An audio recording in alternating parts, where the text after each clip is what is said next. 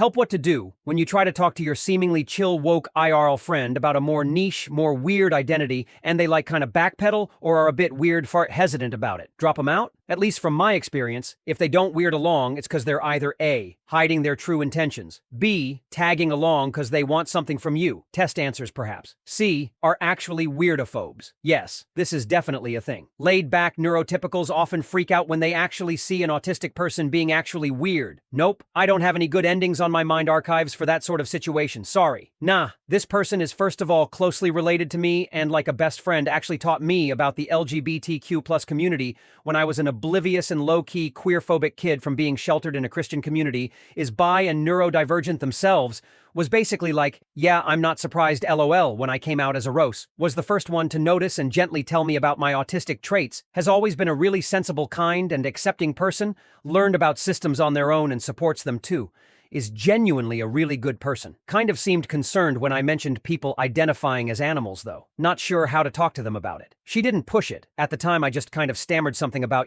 if something's not hurting anyone you do you, right? And got kind of like a hesitant, I guess so, in response. We kind of dropped it then, and as usual during school time we haven't interacted substantially this week besides that one hangout, but the text interactions have been totally fine. I hadn't expected that she'd be unaware or unsupporting at all with that track record. I've never been ahead of her on an issue like this before.